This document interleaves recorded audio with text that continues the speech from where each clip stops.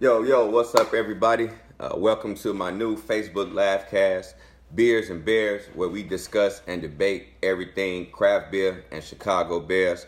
I'm your host, JV Brown, and every Tuesday at 8:45 p.m., check in where we'll review the Bears game from the weekend before, and we also gonna review a new craft beer every week. We call it the Beer of the Week, and this week's show is brought to you by Mozzango. Yep, and it's brewed by Lagunitas Brewery right here in Chicago. Man, it's one of my favorite breweries, man. Like, every time they make a beer almost, I swear to God, I love it, especially their IPAs and their stouts. But Mozzango, man, it's a India Pale Ale, an IPA, and it was brewed with mosaic hops and mangoes. So, an interesting mix, man, but like I said, they're one of my favorite breweries. So let's take a look, man. Let's see what it tastes like. Oh, man, you get the mango right off top. You get the bitterness from the IPA and the mosaic hops, man. You can tell that's in there.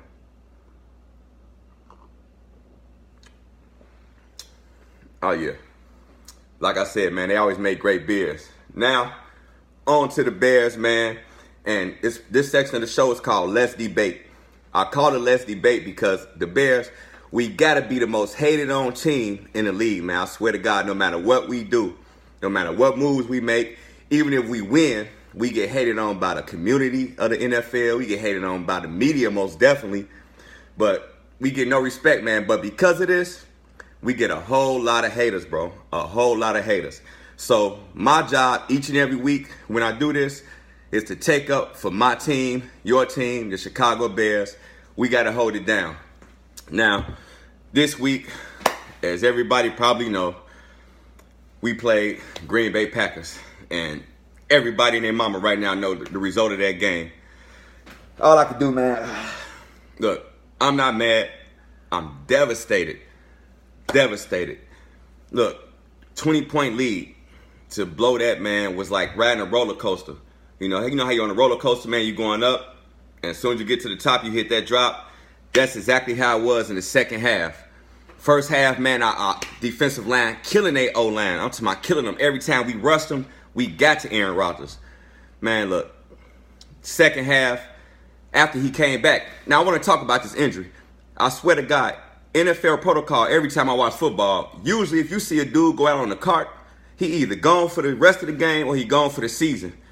Now, when they come back, how can you come back? He can't even walk. It's got to be somewhere we got to call to the higher-ups, man. We got to tell somebody it's not right. How can you let a man come back out that can't walk, play? Everybody else that ever went out on the cart, they were gone. This chump come back out, man, on some Eye of the Tiger shit, man. Like, you know what I'm saying, some Rocky shit.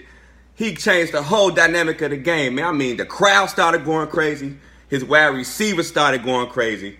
Everybody started going crazy. His O-line went from first half bums to second half studs. I don't know how the fuck shit like that happened.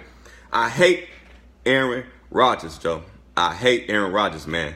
Anybody else who feel that, man, give me a wave or something. I hate that motherfucker, man. He just does shit like this. I just want to say this. If you trying to give somebody a speech about perseverance, show them that fucking game. Because there's no way you can get injured. Come back in, can't even walk. And you throwing bombs, 75-yard bombs to Randall Cobb, who didn't do nothing all game. Geronimo Allison from a bomb, and my God, like, they took the energy from my team. I swear they took the energy from my team, and it was like a superhero fight. They sucked that energy out and threw it back at us, man. This shit was ridiculous, man. I just don't know what's going on. I hope we can fix it, man. Let me know how y'all feel, because right now, like I said, I'm devastated, man. I wasn't even able to sleep that night, man. It was crazy. It was crazy. So I'm trying to come back, man, and next week we got Seattle Seahawks, so I'm hoping that'll be way better. You know, with the Seattle Seahawks, man, we got a chance of beating them, but if it go anything like this game, man, I'm not going to be right. Now, the takeaway that I did get from the game is Khalil Mack, I'm glad we got him. He a beast. He came in, he did his job. He got 1 sack, 1 interception, and 1 forced fumble. You know, so he did his job. Our whole defense was doing their job, man. And then the second half, we blew a 20-point lead. Now, the thing is, this is Matt Nagy's second game in a row, NFL game in a row, blowing a 20-point lead. That was his last situation on his last game in KC. He blew a 20-point lead. So it's coming down from coaching. So, man, right now the coaches got to fix that because it's coming down from coaching. Now, if the coaches fix that, man, we got a beast. We got a squad. And like I say, this show is about debating because I know we got a lot of haters. I'm waiting for the haters to start saying, hey, the Bears are bums. The Bears are this. We'll never get love no matter what we do. Even if we get Aaron Rodgers, we still won't get love. But it's okay. We don't want him. I don't care if he the last quarterback on earth and we got to choose between him and Rex Grossman. Now, we going Rex Grossman. Fuck Aaron Rodgers. And that's how I feel about it. I hope everybody else feel the same. It was his fucking fault. But look, man. So as far as the game, though, as far as our receivers, I was expecting a lot more from Allen Robinson. He had 4 receptions, 61 yards, but no touchdowns. So then as far as the touchdowns, Trey Burton was supposed to get some. I was expecting Trey Burton to get touchdowns. He didn't get any. And we had a little bit of vibe going with Taylor Gabriel, but that was it. It was also a play in which Mr. Trubisky missed. We had it in zone. We were 4th and 2, and we went for a play that we really shouldn't have went. We should have ran the ball. Or he should have ran the ball when he saw the gap. He had a gap right in the line. So right now, man, it was a disappointment. Like I say, with the game going the way it did, it really wasn't what I was expecting. And the first half, I was going crazy, man. I'm telling everybody in the house, man, we going to the bar. We going to go do this. We about to get drunk if we win. And then the second half came, and Aaron Rodgers just started doing Aaron Rodgers. So, man, it's upsetting, man. It's upsetting. But as far as the game the next week, we got to do it, man. And look, Jaime, I feel you, man. I hate that mustache fuck, bro. Like, man. And on the halftime when he got injured, and when he went out, the look he had on his face, he was so pissed. I guarantee that he went in the locker room on some cocky shit, on some, man, they not finna beat us in our crib. They not finna win. They not finna do this. And came back out, man, and did this bullshit to us, man. And I don't see how the NFL allowed him to come back out. He left out on the cart. He should have stayed out. And right now, we just got to pull it together, man. I'm hopefully they could fix the coaching because it did start with Matt Nagy, so that was a problem. That was a problem. But now we lost 23-24. We were only down by a point, so it's a bright side to the situation. But the loss period, it hurts. And I hope it doesn't mess up our psyche and doesn't interfere with us advancing for the rest of the season. I feel that we can get a winning record as long as we stay focused, and it starts with coaching. We have to finish, which is what all the coaches were saying, all of the players were mentioning. We got to finish. Finishing is important, which Matt Nagy was not doing at the end of his tenure in KC. So it's looking like a recurrent cycle, history repeating itself. And as long as we can fix that, man, we'll be okay. Once again, the defense did their job. The offense fell apart on the second half, which we just got to blame Aaron Rodgers. We got to blame Aaron Rodgers. And the coaching, we were most definitely out-coached on the second half.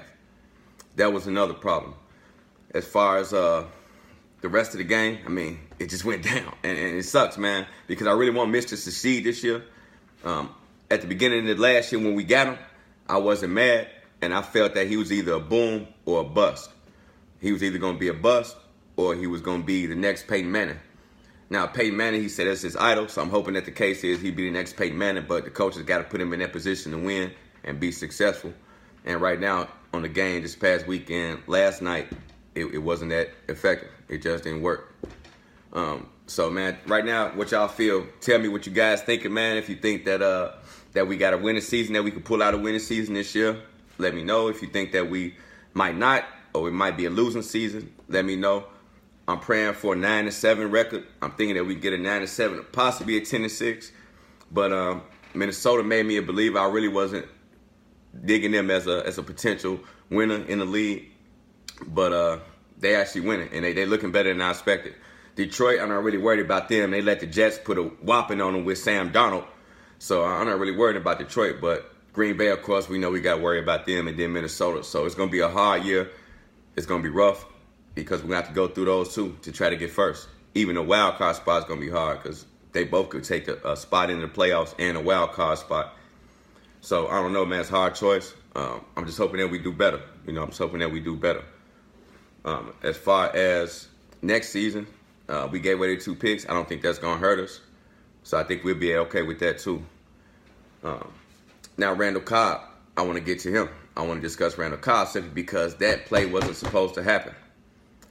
When he got the ball, man, it was a gap in between our safeties. They weren't deep enough.